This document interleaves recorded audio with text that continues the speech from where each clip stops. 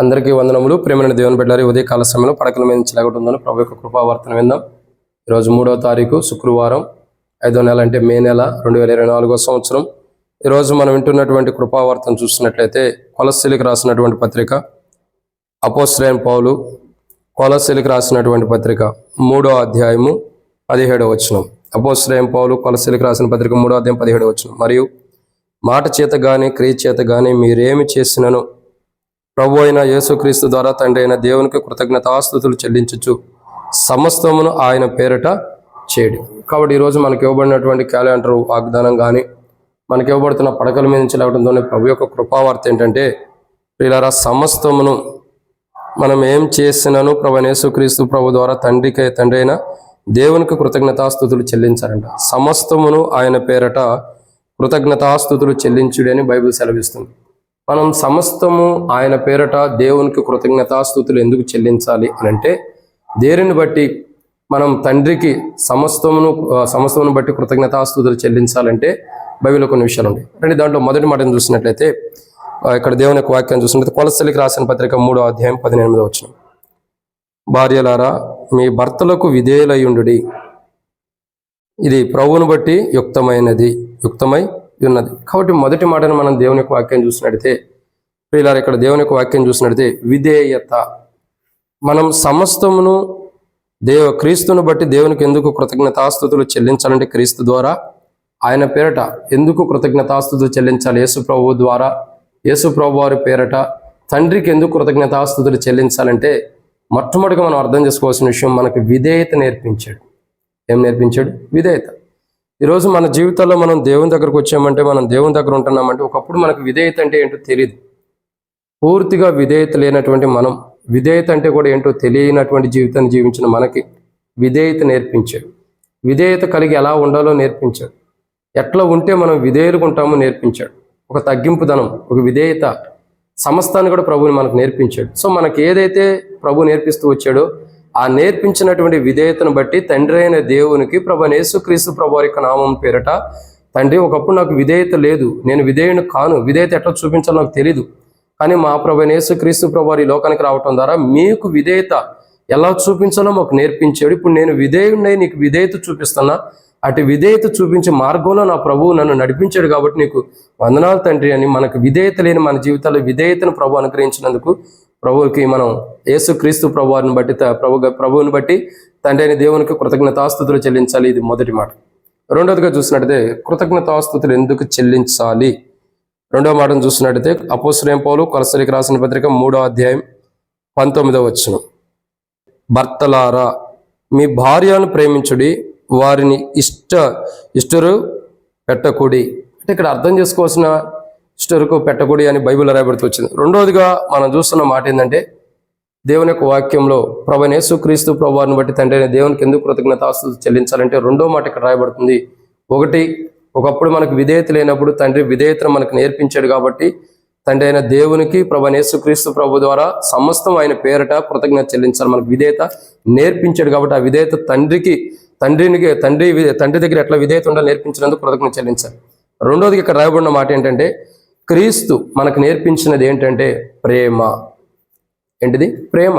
ఏమంటాడు? భర్తలారా, మీ భార్యలను ప్రేమించుడి. అంటే మనకు ఒక ప్రేమను నేర్పించాడు. ఒక భర్త భార్యను ఎలా ప్రేమించాలో, సహోదరుడు ఇంకొక సహోదరుని ఎలా ప్రేమించాలో, ఒక కుమారుడు తల్లిని ఎలా ప్రేమించాలో, ఇంకా చెప్పాలంటే బలహీనంగా ఉండేవారిని ఎలా ప్రేమించాలో, పాపంలో ఉండేవారిని ఎలా ప్రేమించాలో, ఇవన్నిటిని కూడా మనకు నేర్పించాడు యేసు ప్రభువారు. యేసుక్రీస్తు ప్రభువారి గురించి మనం చూసినటువంటి ఇక్కడ రెండో మాట ఏంటంటే, ప్రేమను మనకు నేర్పించాడు. ఈరోజు మనం అందరం కూడా ప్రేమ కలిగి ఉంటున్నామంటే, సంఘంలో క్రీస్తులో ప్రేమ కలిగి ఉంటున్నాం. ఒకరి మధ్యలో ఒకరు ద్వేషాలుండ, కక్షలుండ, భేదాలుండ, దేవుని మందిరంలోకి వచ్చిన తర్వాత ఒకరికై ఒకరు కలిసి ప్రేమ కలిగి ఉంటున్నారంటే అది క్రీస్తు అనుగ్రహించిన ప్రేమ. అయితే ఒక విషయం ఏంటంటే, ప్రతి మనిషి కూడా దేవుని మందిరమే కాదు, దేవుని మందిరం వెలుపట కూడా కక్షలు కోపాలు లేకుండా ప్రేమ కలిగి జీవించడం చాలా ప్రాముఖ్యమైనది. కాబట్టి రెండో మాట ఏంటంటే, ప్రేమను నేర్పిస్తూ వచ్చాడు. ప్రియులారా, ఇక్కడ మనం అర్థం చేసుకోవాల్సిన రెండో కోణం ఏంటంటే, ప్రేమని, ఆయన ప్రేమ ఎలాంటిది అన్నది మనకు నేర్పించాడు. ఇక మూడో విషయాన్ని మనం చూసినట్లయితే, దేవుని యొక్క వాక్యం చెప్పే మాట, దేవునికి సమస్తను క్రీస్తు పేరట ఎందుకు కృతజ్ఞతాస్తుతులు చెల్లించాలంటే, ఇక మూడో మాట ఇక్కడ బైబిల్లో రాయబడుతుంది. ఏమని రాయబడుతూ వచ్చిందంటే 3వ వచనం, అపోస్తలుడైన పౌలు కొలస్సీలకు రాసిన పత్రిక 3వ అధ్యాయం 20వ వచనంలో ఒక మాట రాయబడుతూ వచ్చింది, పిల్లలారా అన్ని విషయంలో మీ తల్లిదండ్రుల మాట వినుడి.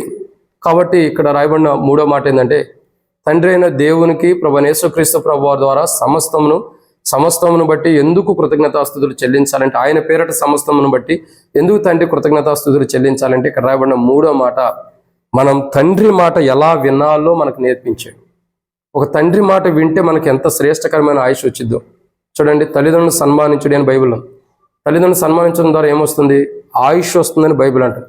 సో ఇక్కడ అర్థం చేసుకోవాల్సిన ఒక అంశం ఏంటంటే, 3వ మాట, తల్లిదండ్రులకు మనం ఎలా విధేయులం అవ్వాలి, మనం ఎట్లా విధేయత చూపించాలి.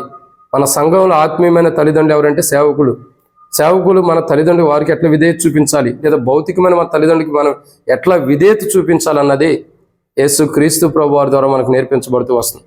కాబట్టి ప్రియులారా, ఇక్కడ అర్థం చేసుకోవాల్సిన 3వ అంశం ఏంటంటే, 3వ మాట, యేసుక్రీస్తు ప్రభువారిని బట్టి తండ్రి అయిన దేవుని కృతజ్ఞతాస్తుతులు సమస్తమును ఆయన పేరట ఎందుకు చెల్లించాలంటే, ఒకటి ఆయన విధేయత మనకి ఎట్లాగో నేర్పించాడు మనకు లేనప్పుడు. 2 ప్రేమ, ఒకప్పుడు ప్రేమ లేనప్పుడు ఆ ప్రేమ ఎలాంటిదో మనకు నేర్పించాడు. 3వదిగా మనం చూస్తున్నట్లయితే తండ్రికి మనం ఎలా లోబడాలి, తండ్రి మాటకి ఎలా వినాలి, తండ్రి మాటకి లోబడి ఎలా జీవించాలో. ఒకప్పుడు తండ్రి మాట వినండి, మనం ఇప్పుడు తండ్రి మాట విని ఎలా లోబడాలన్నది మనకు నేర్పిస్తూ వచ్చాడు.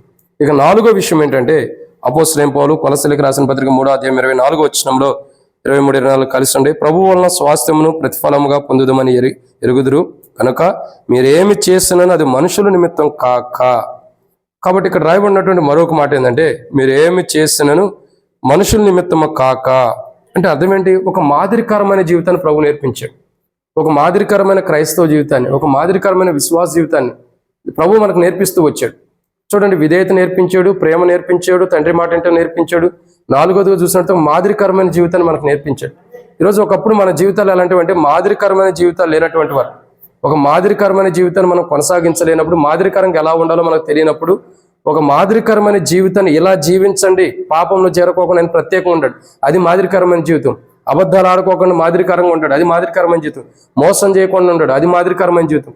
ఇంకా చెప్పాలంటే ఇంకా పాపంలో పడిపోకుండా ఉంటాడు, అది మాదిరికరమైన జీవితం. ఒక మాదిరికరమైన జీవితం మీరు జీవించండి అని, అది సేవకుడనే కాదు, విశ్వాసాన్ని కాదు, పెద్దలనే కాదు, అందరూ ఒక మాదిరికరమైన జీవితాన్ని కొనసాగించండి అని ప్రభు నేర్పించాడు. ఇది 4వ మాట. అందుకే మనం తండ్రి అయిన దేవుని కృతజ్ఞతాస్తుతులు ఎందుకు చెల్లించాలంటే, 4వ మాట, ఒక మాదిరికరమైన క్రైస్తవ జీవితాన్ని మనకు నేర్పించాడు. ఇక 5వ విషయం ఏంటంటే, అపోస్తలుడైన పౌలు కొలస్సీలకు రాసిన పత్రిక 3వ అధ్యాయం 25వ వచనంలో, అన్యాయం చేసిన వానికి తాను చేసిన అన్యాయం కొలది మరలా లభించును, పక్షపాతం ఉండదు. సో ఈరోజు మనం 5వ మాట ఏంటంటే, ఆయన మన ఎడల పక్షపాతం చూపించడం. యేసుక్రీస్తు ప్రభువారి గురించి మనం చూస్తున్నటువంటి 5వ మాట ఏంటంటే, తండ్రి అయిన దేవునికి ప్రభువైన యేసుక్రీస్తు ప్రభు ద్వారా ఎందుకు కృతజ్ఞతాస్తుతులు చెల్లించాలంటే, 5వ మాట ఇక్కడ రాయబడుతున్న మాట ఏంటంటే, పక్షపాతం అన్నది ఉండకూడని జీవితాన్ని మనం చూపించాడు. ఈరోజు చాలా మంది అంటే సేవకులు అని కానీ, బయట వాళ్ళు కానీ, ఇప్పుడు మేమైనా పెద్దలైనా ఎవరైనా సరే కొంతమంది పక్షపాతం చూపించే వాళ్ళు ఉంటారు. ఎందుకంటే మనం మనుషులం కాబట్టి పక్షపాతం అనేది ప్రతి మనిషిలో ఉండింది, కానీ ఉండకూడదని ప్రభు చూపిస్తున్నాడు. పక్షపాతమే లేని క్రైస్తవ జీవితాన్ని మనకు అనుగ్రహించాడు. ఆయన పక్షపాతమే లేని క్రైస్తవ జీవితాన్ని మనకు అనుగ్రహించాడు. కాబట్టి మనం చనిపోయే అంతవరకు కూడా, ఒక రోజు ఇది నేర్చుకోలేం పక్షపాతం లేకుండా జీవించడం. చనిపోయే వరకు కూడా పక్షపాతం అన్నది లేని క్రైస్తవ జీవితాన్ని మనం జీవించాలి. అటు పక్షపాతమే లేని క్రైస్తవ జీవితాన్ని మనం జీవించడం కొరకై ప్రభు మనకు పక్షపాతం లేని క్రైస్తవ జీవితాన్ని మనకి ఇచ్చాడు. కాబట్టి అటు పక్షపాతం లేని క్రైస్తవ జీవితం మనం జీవించాలని ప్రభు ఇష్టపడుతున్నాడు. కాబట్టి ప్రభువుని బట్టి తండ్రి అయిన దేవునికి మనం కృతజ్ఞతాస్తుతులు చెల్లించాలి. 5 విషయాలు చెప్పండి. 1, తండ్రి అయిన దేవునికి ప్రభువైన యేసుక్రీస్తు ప్రభు ద్వారా సమస్తమును ఆయన పేరట ఎందుకు కృతజ్ఞత చెల్లించాలంటే, మొట్టమొదటిగా మన విధేయులం కాము, విధేయత మనకు నేర్పించాడు. 2, ప్రేమ లేని వారం ప్రేమించడం ఎలాగో నేర్పించాడు. 3, మాట విననటువంటి వారు మాట ఎలా వినాలో నేర్పించాడు. 4, ఇక్కడ రాయబడిన మాట ఏంటంటే, మనకి అసలు మన జీవితాల్లో ఒక మాదిరికరమైన జీవితం అనేది ఎలా మాదిరికరంగా ఉండాలని నేర్పించాడు. 5, పక్షపాతం కలిగిన మన జీవితాల్లో పక్షపాతం లేని క్రైస్తవ జీవితం ఎలా ఉండాలని నేర్పించాడు. సో మన జీవితాలు ఇప్పటివరకు పక్షపాతం కలిగిన జీవితాలు, మాదిరికరమైన లేని జీవితాలు, ఇంకా ప్రేమ లేని జీవితాలు, ఇంకా మన జీవితాలు అనేక కోణాలు దేవుని మాట వినటువంటి జీవితాలు, ఇంకా చూసినట్లయితే మన క్రైస్తవ జీవితంలో అనేక విధేయత లేని క్రైస్తవ జీవితాన్ని మనం జీవిస్తున్నాం. కాబట్టి ఈరోజు దాన్ని సరి చేసుకుని ఒక మాదిరికరమైన క్రైస్తవ జీవితం నీవు నేను జీవించినట్లు ప్రభు ఈ ఉదయకాలం పడకల నుంచి లేకుండా మనకు అనుగ్రహించిన దాన్ని బట్టి మనం జీవించినట్టు సాయించను గాక ప్రార్థన. ప్రేమ కలిగిన తండ్రి, పరిశుద్ధుడు అయిన దేవ వందనాలు. విత్తమైన వాక్యాన్ని ఇక్కడ ఫలింపజేసి దేవా, సమస్తమును మీ పేరట తండ్రి అయిన దేవునికి కృతజ్ఞతాస్తుతులు ఎందుకు చెల్లించాలో బైబిల్లో రాయబడి, ఒకప్పుడు మాకు విధేయత లేదు, విధేయత చూపించారు, ప్రేమను కనపరిచారు, మీ మాట ఏంటో నేర్పించారు, మాదిరికరమైన జీవితాన్ని ఇచ్చారు. గత మాత్రమే కాదు తండ్రి, మా జీవితంలో చివరిగా పక్షపాతం లేని క్రైస్తవ జీవితం ఎలా ఉండాలో నేర్పించారు. వాటన్నిటిని బట్టి ఇవన్నీ మాకు అనుగ్రహించినందుకు తండ్రి అయిన దేవునికి మీ ద్వారా ప్రభావ వందనాలు చెల్లిస్తే ముందు కూడా మా జీవితాల్లో ప్రతి విషయంలో తండ్రి అయిన దేవుని కృతజ్ఞత చెల్లించే వరకు సిద్ధపరచమని ప్రభువైన యేసుక్రీస్తు నామం పేరటి శ్వాసంతో ప్రార్థిస్తున్నాం తండ్రి. ఆమేన్. అందరికీ ప్రభువైన యేసుక్రీస్తు నామం పేరట వందనములు. Praise the lord.